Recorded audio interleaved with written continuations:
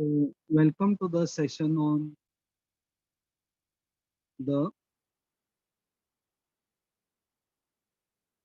back of the leg.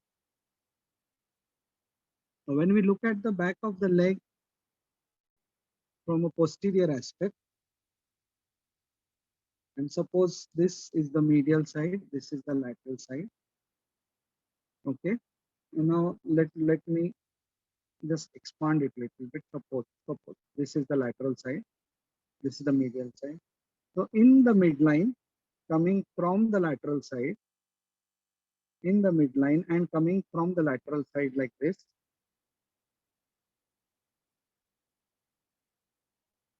we see the small saphenous vein.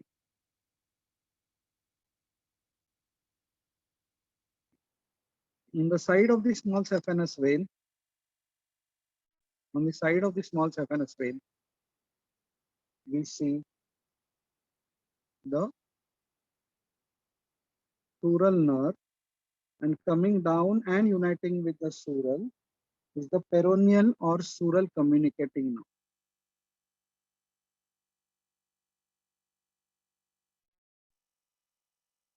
Peroneal or sural communicating. So this is the small saphenous vein, sural nerve, sural communicating nerve. Then lateral cutaneous nerve of calf, lateral cutaneous nerve of calf. Okay.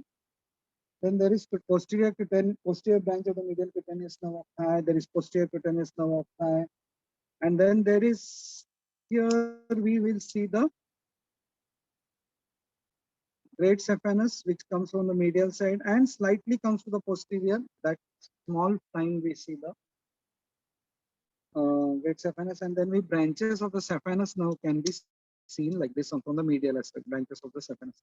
So basically, on the superficial aspect, we will see the small saphenous vein, sural nerve, lateral cutaneous nerve of calf, the peroneal or sural communicating nerve, the branches of the saphenous nerve. Okay, so these are the things which we see. Now, what are the muscles which we are going to see in the back of the leg?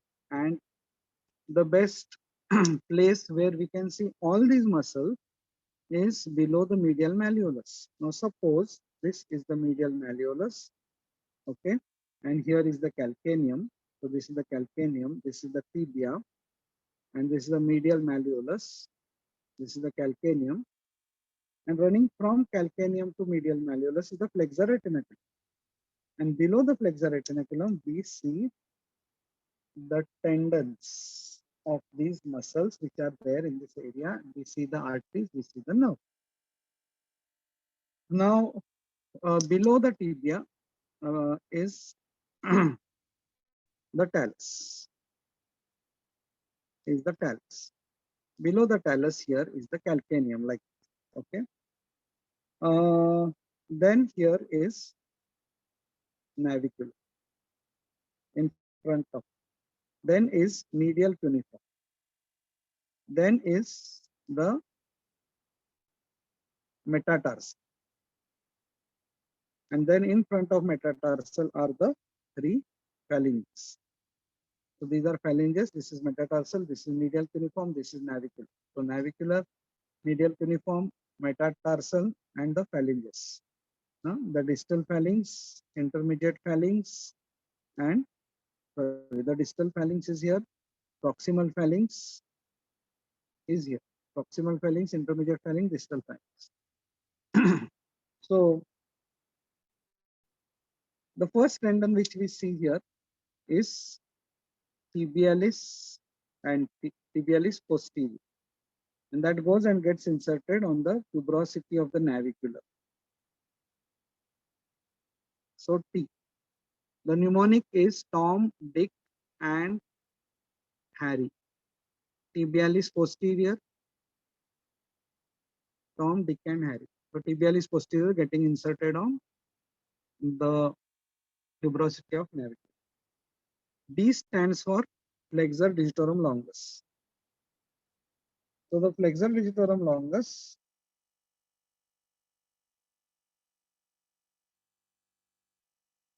and it will now, because we are we are currently talking here on the medial aspect. So there will be only two phalanges. Okay, the proximal and the distal.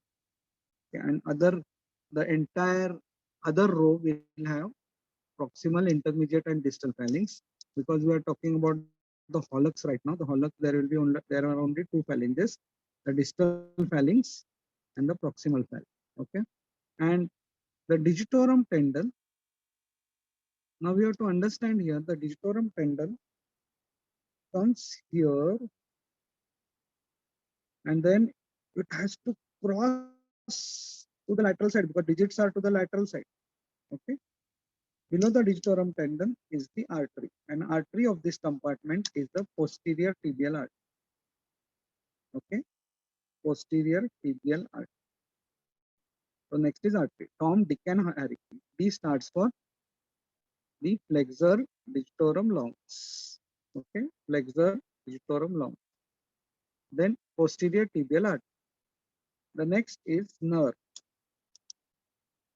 Nerve is tibial. Tibial. And the next, the last tendon, Tom, Dick, and Harry. H. H stands for Soleus. The Soleus which gets inserted on the distal phalanx of the hollow. So this is tendon of flexor Soleus longus. So the five things which we see between in the medial malleolus from above downwards are tibialis posterior, flexor digitorum longus, posterior tibial artery, tibial now, flexor Soleus longus. Okay, and this digitorum tendon actually goes crosses like this and goes crosses below this tendon actually, and then goes laterally.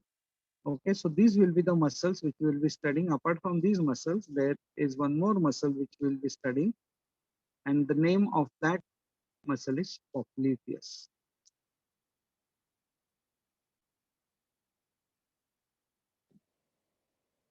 So now we will be studying the posterior aspect of the tibia and fibula.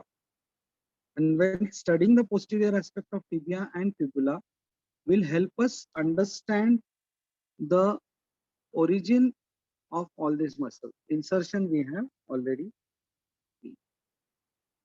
Now this is the posterior surface of the tibia.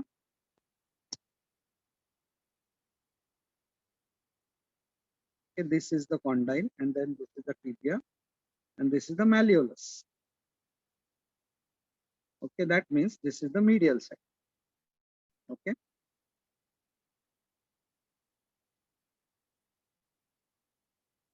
And then this is the posterior surface of the fibula. I'm just drawing this bones little uh, broader than what they are. Okay, so this is the posterior surface of fibula, and this is the lateral side.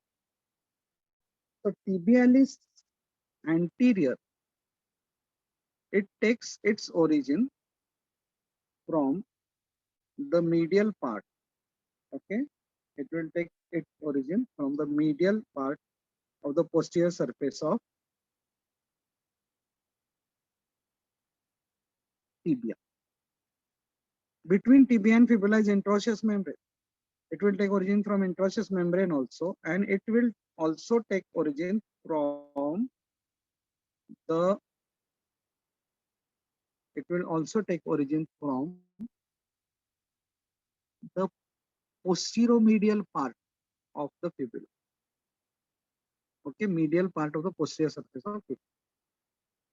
The tibialis posterior takes its origin from tibia, from the interosseous membrane, and from fibula. Lateral part of tibia, interosseous membrane, and medial part of fibula, the posterior surfaces we are speaking of. And here is a line on the tibia which is called as the soleal line. So as the name suggests, the soleus takes origin from here. So the muscles which we saw below the flexor retinaculum were the muscles deep in this compartment. But above these, all those four muscles there are two muscles, soleus and gastrocnemius. So soleus takes origin from the tibia, and just extend it forwards. If we extend it forwards, it also takes origin, the soleus also takes origin from the fibula, okay, upper part. Now, above the soleus is the origin of popliteus. Popliteus. This popliteus will go for its insertion on the lateral condyle of the femur, lateral condyle of femur, popliteus. Rather, from the lateral condyle of femur, some say is the origin, and here is the insert.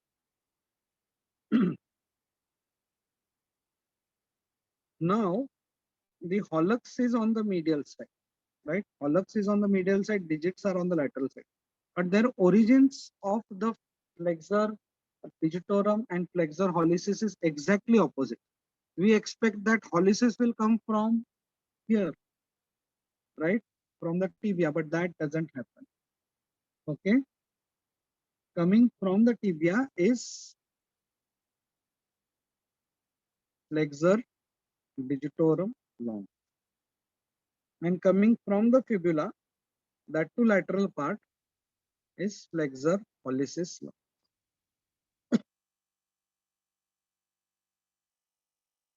Okay.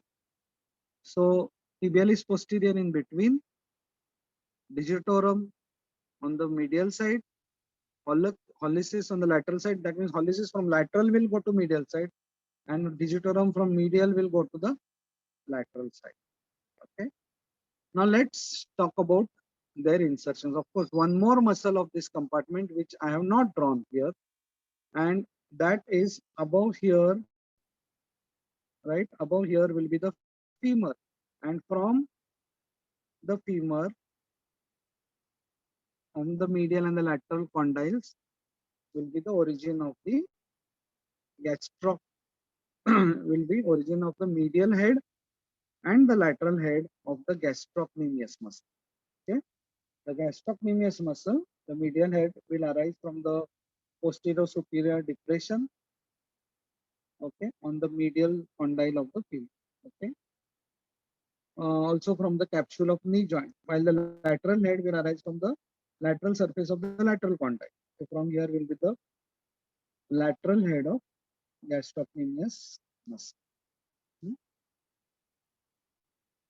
Then the popliteus will take origin from the lateral surface of the lateral condyle of femur, and its insertion will be on the shaft of the tibia posterior surface above the soleal line.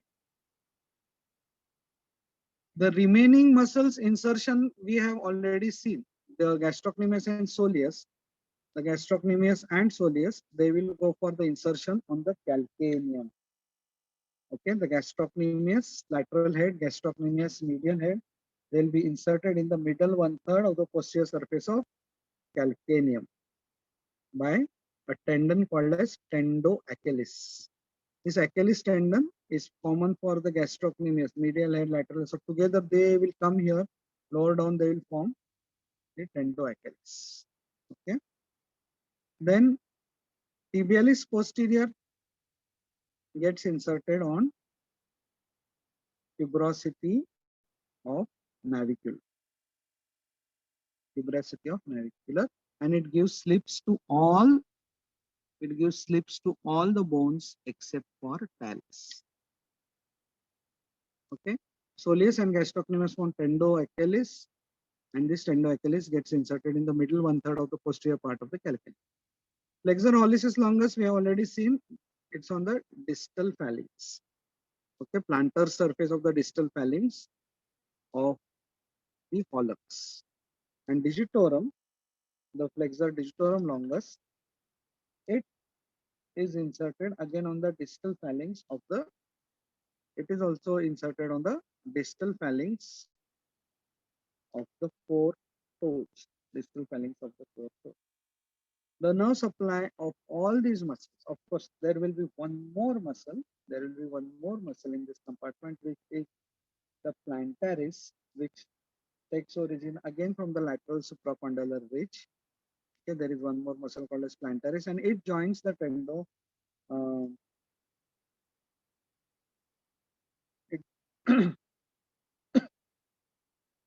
so this is inserted on the posterior surface of the calcaneum, medial to the tendocalcaneus.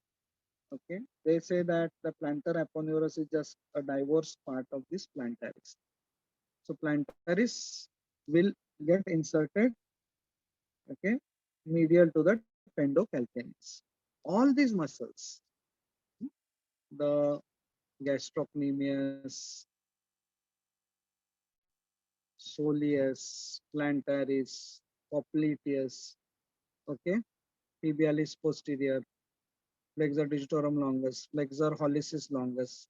All these muscles are supplied by the nerve of this compartment, which is tibial nerve, and the artery is posterior tibial artery, which is a branch of popliteal artery. The popliteal artery gives two branches, anterior tibial artery and posterior tibial artery. Anterior tibial artery supplies the anterior compartment, and posterior tibial artery supplies the posterior compartment. Okay. Now, let's see the actions. The gastrocnemius, which looks like this, somewhat like this, the medial head, the lateral head, and plantar is here, and below that is soleus, and this goes and gets inserted on the calcaneus by tendo achilles. Okay, this is the tendo achilles, which is inserted on the calcaneus. So gastrocnemius, and below that is soleus. But if you see the origin of soleus is only from the tibia and fibula. It is not from the femur. Because gastrocnemius gets inserted here on the calcaneum, its action is plantar flexion. Plantar flexion. Okay. And it also causes the knee flexion along with plantaris also. So it will have action on knee joint as well as ankle joint, the gastrocnemius. While soleus doesn't take origin from the femur, it also joins the tendo achilles. So its action will be only plantar flexion. But it has lots and lots of sinuses, venous sinuses. So whenever it contracts while walking, it acts like a peripheral uh, acts like a peripheral. Okay. Plantar is, it's a rudimentary muscle, so we don't talk about its action that it also causes flexion at knee and back. It is not so powerful. Okay. Talking about the action of other muscles like tibialis posterior, which gets inserted on the tuberosity of the navicular. The tibialis posterior muscle, its action, most of these, all of these muscles will also cause plantar flexion with gastrocnemius and soleus. So plantar flexion will be its action, one of its action. But apart from that, it causes inversion of the foot. Okay, and it also supports the medial longitudinal arch. Causes inversion of the foot and also supports the medial longitudinal arch.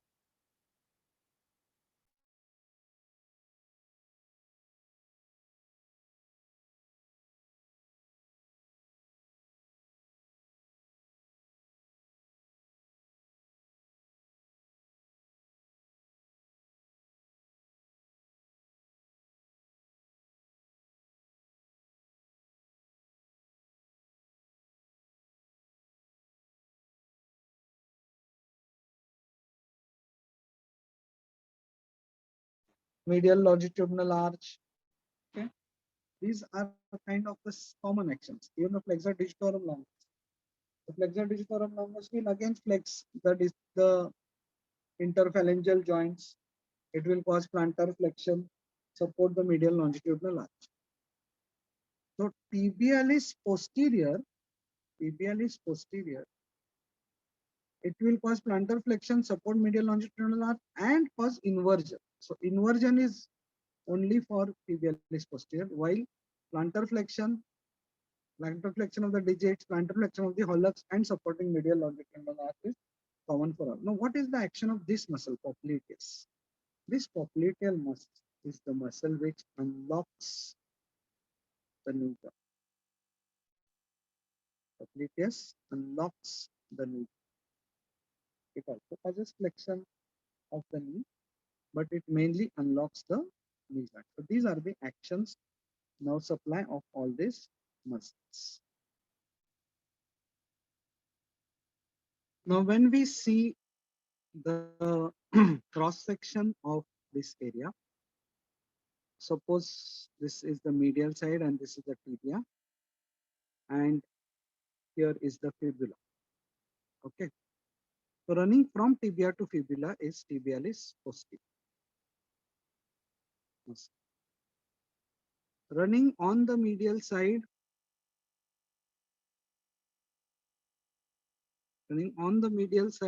taking origin is flexor, digitorum longus, and the lateral side is flexor hallucis longus.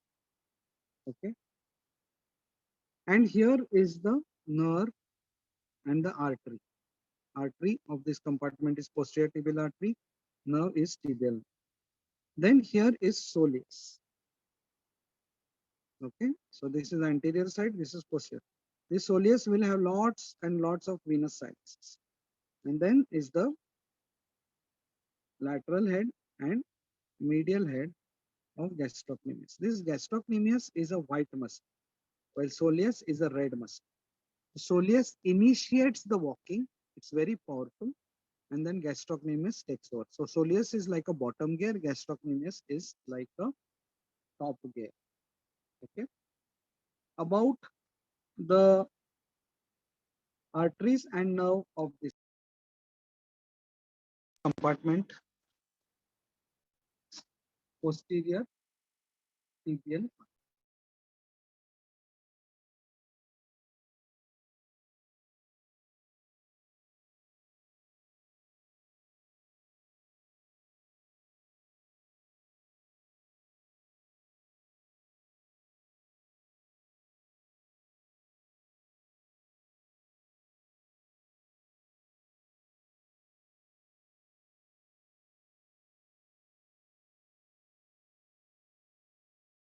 Yes.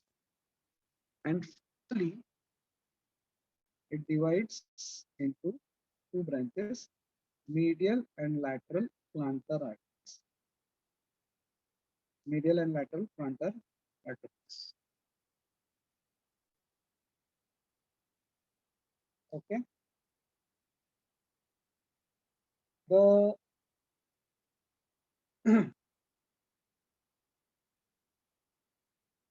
posterior tibial artery will also give branches. It will give muscular branches to all the muscles. It will give peroneal artery. It will also give a nutrient artery to the tibia. It will give a nutrient artery to tibia. It gives circumflex fibular branch. It gives a malleolar branch, calcaneal branches, and terminal branches are medial and lateral plant. Okay. While the peroneal artery, which is its branch, it comes down more on the lateral surface. Okay. It gives muscular branches to the posterior lateral compartment, and it gives a nutrient branch to fibula.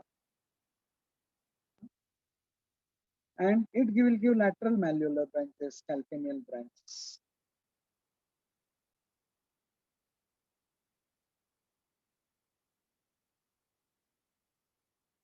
Now talking about the tibial nerve. The tibial nerve, we know that it's a branch of the sciatic nerve. Its course and everything will be very similar to the posterior tibial artery, rather it runs along with it only. And this tibial nerve, as it goes down, okay, it will give muscular branches to all these muscles, right from tibialis posterior, flexor digitorum longus, flexor hallucis longus, soleus. Okay, the that will be the muscular branches. Okay, to tibialis posterior, flexor digitorum longus, flexor hallucis longus, and soleus. The cutaneous branches will be the medial calcaneal branches, which will pierce the flexor retinaculum and supply the skin on the back and lower surface of the heel.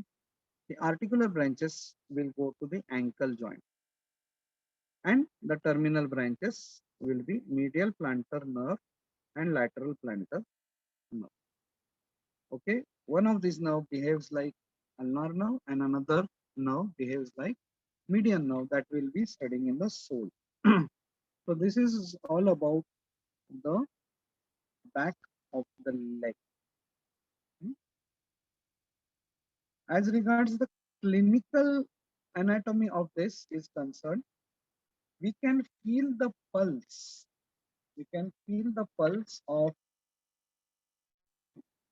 the posterior tibial artery below the medial malleolus. Okay, so that's the clinical anatomy of this. The tendocalcaneus, if we look from the lateral aspect like this is the tendoachilles and here is the calcaneus. Okay, so this tendoachilles or tendocalcaneus sometimes overuse. It will it may get inflamed. Tendo Achilles tendinitis. That's what we call. Hmm. So let's start again with for a fast revision on the back of the leg. The back of the leg. These are the superficial structures. We see small saphenous vein. We see the sural nerve. We see the lateral cutaneous nerve of the calf. We see the peroneal communicating nerve. We may see the great saphenous vein on the medial aspect, and we see branches of the saphenous nerve over here. The tendons of these, most of the muscles are seen here. The tendoachilles is here on the posterior surface, and below the flexor retinaculum is Tom, Dick, and Harry. Tibialis posterior, flexor digitorum longus, then posterior tibial artery, tibial nerve, flexor hallucis longus, and tendoachilles, which is from gastrocnemius and soleus. Okay, so soleus and gastrocnemius unite to form this tendoachilles. So these are the muscles of this area apart from popliteus, which is not shown in this. To understand the origins of this, most of these muscles, we draw the posterior surface of tibia and fibula. So here is the femur from where from the medial condyle is medial head of gastrocnemius, lateral head of gastrocnemius, and plantaris, and also from the lateral part of the uh, femoral condyle is the origin of popliteus. This popliteus goes for its insertion on the posterior surface of tibia above the soleal line. Soleus is from the soleal line of tibia and the upper part of the tibia. Tibialis posterior is from tibia lateral part posterior surface, fibula medial part posterior surface, and introsesame. And then there is a crisscross. Digits are on medial side, but flexor digitorum digits are on actually on the lateral side, but flexor digitorum longus is on the medial side. And hallux is on the medial side, but flexor hallucis longus is on the lateral most part. Tibialis posterior gets inserted on tuberosity of the navicular bone. Hallucis gets on distal phalanx, same digitorum on the distal phalanx. Okay. Soleus, gastrocnemius, they form tendoachilles. All these muscles are supplied by the tibial nerve. As regards their action is concerned, gastrocnemius causes plantar flexion and knee flexion. Soleus causes plantar flexion only, no knee flexion, but it acts as a peripheral heart. Most of these muscles, their origin, like hallucis and the digitorum, they will cause the flexion at the interphalangeal joints and plantar flexion. Tibialis posterior will cause plantar flexion and also inversion. And all these muscles, they will maintain the medial longitudinal arch. Then we drew a cut section, tibia, this is the medial side, this is lateral side, fibula, tibialis posterior running from tibia to fibula and on the interosseous membrane. Hallucis on the lateral side, digitorum on the medial side, crisscross, the artery and uh, the nerve in between. Soleus is here, lateral head, medial head of gastrocnemius. Okay, that popliteal artery giving anterior tibial artery, going to the anterior compound, posterior tibial artery giving peroneal artery. Then this is the posterior tibial artery. Okay, it gives medial plantar, lateral plantar, and calcaneal branches. While it also gives nutrient artery to tibia. The peroneal artery gives nutrient artery to fibula. Tbl nerve supplies all these muscles, gives a medial calcaneal cutaneous branches, gives nerve to ankle joint. In the clinical anatomy, we said we can feel the pulse of the posterior tibial artery, okay, below the medial malleolus, and we also talked about the tendo Achilles tendinitis. Okay, tendo Achilles tendinitis. So that's all about the back of the leg. Thank you so much.